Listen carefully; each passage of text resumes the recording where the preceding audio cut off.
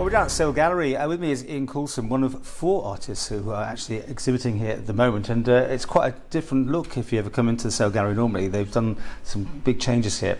But let me talk to Ian first, because 4 of you all have a sort of same subject matter. Yeah. And that was interesting. Was that organised or just come about? Yes, we were all invited to show here by Helen Fox, who has made this big piece that's in the other room. Well, let's just show that. I mean, it's amazing. You touch that, you can interact with it, and there you go, with the scallop shells making this noise. Amazing bit of work there. That's why it's been slightly changed. That's right. So that's one huge work. Yeah. But let's talk about, I mean, this is your stuff here, which is, I mean, I can recognise these are charts, right? These are naval charts? They're naval charts, and each one of them has got a fisherman's Gansey, or Guernsey. In Peel we call them Ganseys. Right. And really they're Ganseys from down the east coast of Britain, because really this work is about the herring fishing, the drifter men that only 120 years ago, every male in Peel was a professional fisherman. Everybody from 12 years old, the whole of Peel,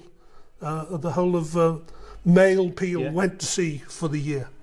How things have changed. Absolutely, yeah. Peel, which used to look to the sea for its purpose, now sort of looks inland. So you took the maps and then you've literally created this work of art over each one. That's pretty impressive. So what I've done really is there's a lovely sort of myth really that with fishermen's jerseys that each little village or town would have its own pattern. And the myth is that should a fisherman be washed overboard, and of course they were washed overboard weekly in Hull. Bodies recovered, they can tell where he came from the pattern in his jersey. Now this it still has currency, this myth, but it doesn't. I don't think it holds true. I think it's a sort of a modern urban myth, But what I've done is gone to look at the patterns of the jerseys from all the way down from the north of Scotland down through to Cornwall, and somebody tells me that there is a Manx one, but I haven't seen it. But as a piece of workwear, and it's so full of interesting sort of symbolism. They say there's a symbolism in the sort of cables and all of the rest of it. I don't know. It's so male. It's so interestingly male. You spent some time at sea yourself, right? Yeah. Did well, I still sail, but I've been scalloping out of here and sailing in the Arctic and all sorts of stuff like that. We should point out it's all about Peel. That's the sort of connection here about the fishing industry in Peel. The fishing industry in Peel, and really about how Peel fishermen went all around the coast of Britain just 100 years ago, and there was this coastal sort of culture, that the text that I've taken is first-hand accounts of drifter men. And you've written that all in, have you? I've written it in. Wow. Yeah, I mean the initial impetus to do this work was because my hands are so shaky now. I find it difficult to draw, and actually I find it difficult to handwrite. So I set out to do something that I could draw with shaky hands, and knitwear was just sort of perfect. That's great. And in doing that, I then found that if I actually stand up and don't have my elbow on the table, I can sort of handwrite almost legibly. And so really what I've got is my handwriting here representing the sort of fading voices of these guys, who they're all dead now, and all of the knowledge of how they handled their boats, handled their nets, and that's all gone too. So really my shaky little handwriting is the sort of last echoes. So this picture is this guy, and this is your interpretation of what he's wearing?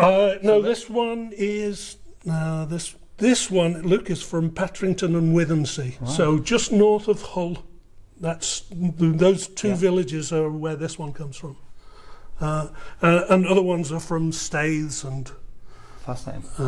I know the other artists on here, but a quick mention for them as well, besides what...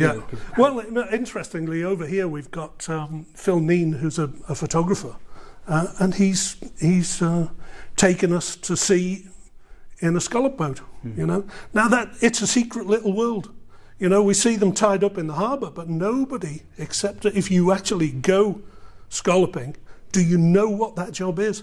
Most jobs nowadays are, you know, in offices, behind desks, on telephones, looking at computer screens. There are computer screens at sea, but this is a completely other way of life. So that's really interesting that this was Peel's past, and this is Peel's present.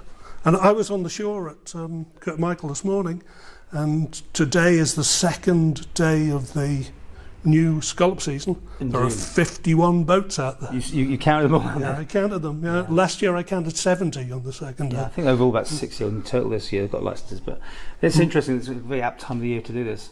And we've got one more collaborator, haven't we, today? We've got two. We've got Vicki Blackburn. And we've got Helen Fox with the scallops shells in the other room. Well, do come down here to the sale. It's on for a little bit of time, isn't it? A couple more weeks. Yeah. And where are you going to go next? Your next ideas ready? I don't know.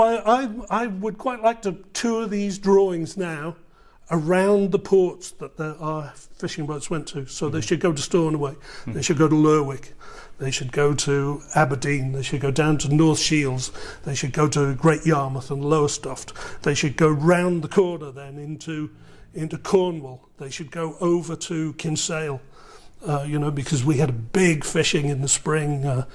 Peel boats used to go to the Kinsale mackerel fishery, you know. Well, fascinating. Thank you very much for sharing that with us today. Okay.